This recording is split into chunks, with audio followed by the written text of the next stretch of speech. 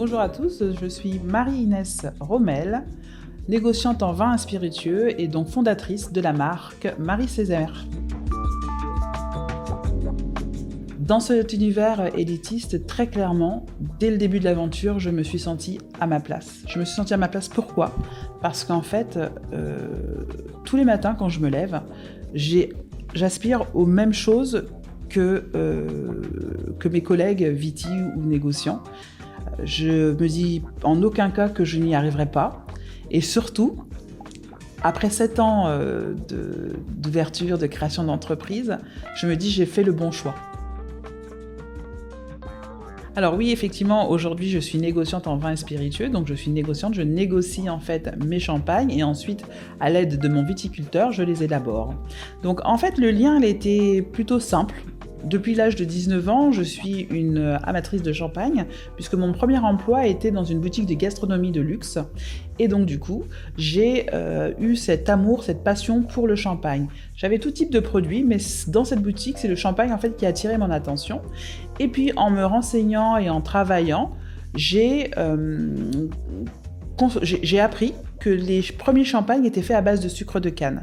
Et donc du coup, je voulais, quand j'ai créé ma marque de champagne Marie Césaire, un champagne qui me ressemble. Un champagne, on peut dire des îles, tout en restant dans la Champagne, mais élaboré avec du sucre de canne, avec 2 colibris sur la bouteille, et surtout un engagement fort et un hommage fort à mes parents, parce que le champagne s'appelle Marie, c'est le prénom de ma maman, et Césaire, le prénom de mon papa.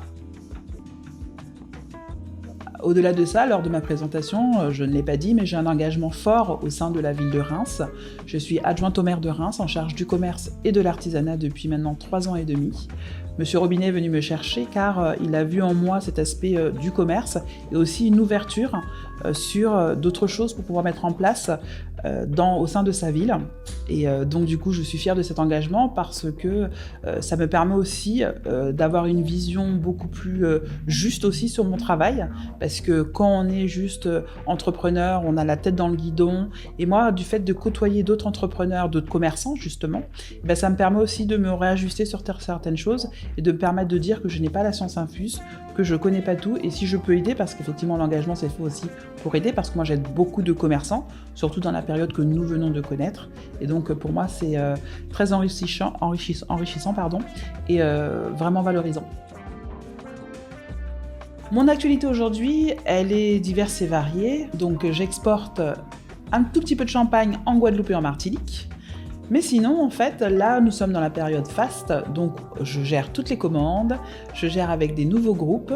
On a fini la période du tirage, parce qu'en fait, le tirage, ça nous permet aussi donc de pouvoir pallier à cette période où les ventes augmentent. Et sinon, donc mon actualité pour 2024, puisque 2023 est fini, donc là on se base sur les commandes de fin d'année. Mon actualité sur 2024, ce serait éventuellement de démarcher en fait des nouveaux pays, et notamment les États-Unis. Et donc on travaille ardument pour pouvoir y arriver. Je ne suis pas innovatrice dans cette élaboration, bien évidemment d'autres viticulteurs le font, mais pour moi, pour l'image que je voulais véhiculer et pour qui je suis, bien évidemment, le sucre de canne c'est très important. Je le dis, je ne suis pas la seule à le faire, mais par contre, moi, mon dosage à moi est un peu plus élevé que les autres. Alors, les qualités gustatives avec le sucre de canne, elles sont évidentes et essentielles parce qu'on se rappelle l'histoire. Les premiers champagnes ont été créés avec du sucre de canne. Donc pourquoi mettre du sucre de betterave ?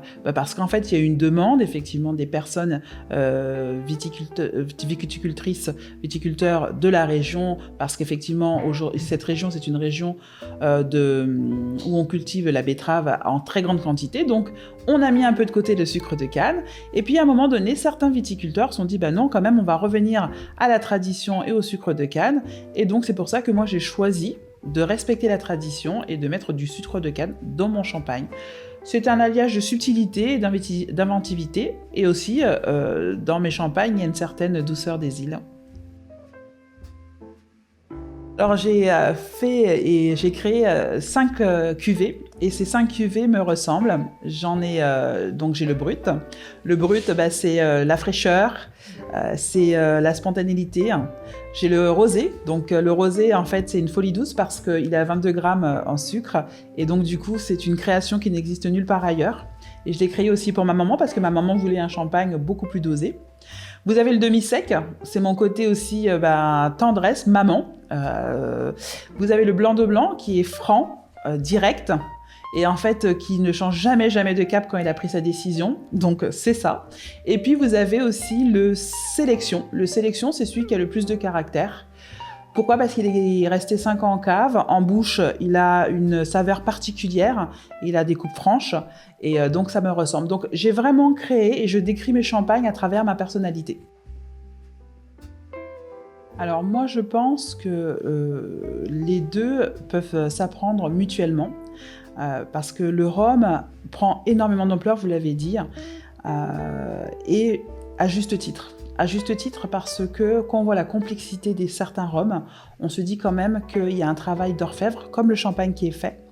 On dit que le champagne c'est premium. Oui, c'est la vérité parce qu'on le fait à un seul endroit et c'est élaboré d'une certaine façon, c'est une appellation. Mais si le rhum monte comme ça en puissance, c'est que derrière tout ça, il y a quelque chose qui est en train de se passer.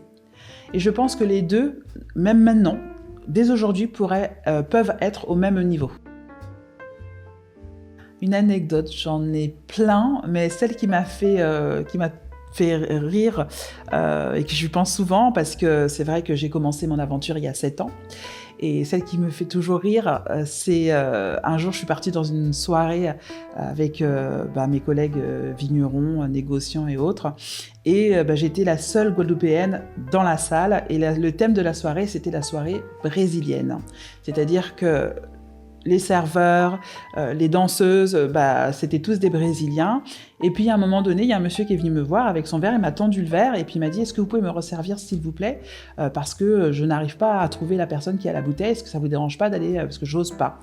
Je lui dis « Mais écoutez, moi monsieur, je fais pas partie du staff, j'ai ma marque de champagne, je représente ma marque de champagne. » Et il me dit « Donc oui, vous représentez la marque de champagne de quel viticulteur ?»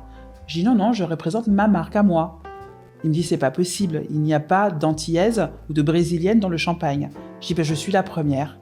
Il me dit, non, c'est pas possible. Après, je lui dis, si. Et donc après, il me dit, donnez-moi votre nom, je lui donne. Il me dit, respect madame, et excusez-moi. Le champagne Marie-Césaire, dans 5 ans, distribué dans pratiquement tous les duty-free aux États-Unis, distribué en Guadeloupe, avec un point de vente, un point de distribution, qui fera en fait le lien avec la Guadeloupe, avec la Martinique et la Guyane. Et puis je pense une 20aine de salariés.